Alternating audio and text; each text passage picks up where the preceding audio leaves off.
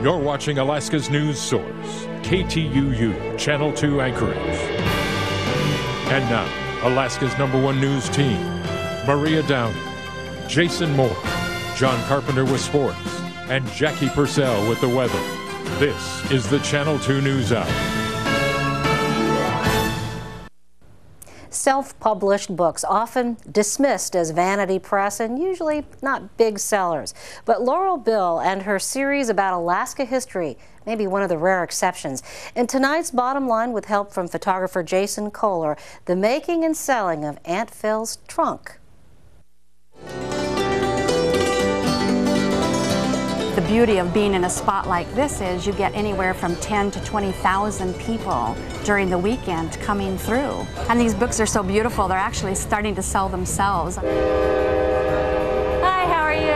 For now, Laurel Bill doesn't leave anything to chance. There's not a boring page in here. She's author and publisher with a passion for promotion. They're $19.95 and I toss in my signature and a bookmark for nothing. Not long ago, Laurel Bill went back to college and earned a degree in journalism, but you'd swear it was in marketing because she's turned Alaska history into a hot commodity. My aunt was an Alaska historian, and when she passed away in 1993, I inherited all of her award-winning stories about the history of Alaska. Laurel Bill added in some stories of her own and combed museums and archives for photographs. This volume has about 350 historical photos. Thanks to the photos, a series was born.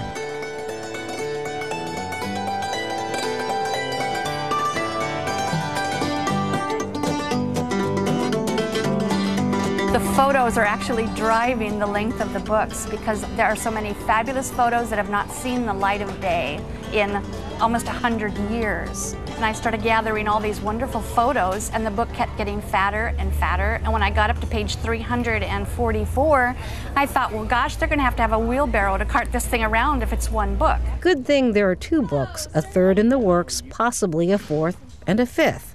And we have Aunt Phil to thank. Well, the trunk has got many, many treasures in it. Aunt Phil really did have a trunk, and now its treasures are finally being mined. She hand-typed everything, of course, because they had no computers back then. Phyllis Downing Carlson, many things to many people. Historian, librarian, columnist, and devoted to her diaries. Wall to wall, she did not let any space escape the ink pen. Her love of detail held fast even during the '64 quake. I'm writing this at 10:30 p.m. and we are still having tremors. Reports are coming in that Anchorage is very badly hit. We hear Seward has burned and Valdez destroyed. As someone who lived through some amazing times, Aunt Phil had a knack for dishing out deliciously Alaskan fare. It's kind of like getting history with sugar on it. You know what I mean? It's not like in 1776, Captain Cook arrived, and you're going, oh, shoot me, now I'm so bored I could scream. Out of Aunt Phil's trunk, stories that don't always make it into the history books. Most people know that Wyatt Earp ran a saloon in Nome, but did you know that his first choice was not a home in Nome? The deputy in Juneau heard that he was on the steamship coming in, and he got a posse together, went down to the docks, and when the ship landed, he told Mr. Earp he was not welcome in Juneau. He took his firearm away from him. One thing you'll find in Aunt Phil's trunk, an old gramophone that Laurel found in an antique store. She keeps it in the trunk for inspiration to channel those voices from the past. It's the Indian love song, I believe. Good stories are like good songs, something best experienced. It's funny, she didn't like the writing so much. She loved the research. I'm the opposite. I love the writing. Despite Aunt Phil's death, time hasn't stopped this partnership. It turns out our first U.S. Deputy Marshal in the Interior was a wanted murderer from Oklahoma. From Law and Order to how the Klondike was discovered by a man who had a dream about gold-scaled fish swimming in a river, Aunt Phil's trunk is a motherlode of material. I backpack and travel and canoe and fish this grand state for years, and I can relate to a lot of it. So the people, and it's very down to earth. Our history is pretty cool. Yeah, it is. And that's something Laurel Bill says you can take to the bank.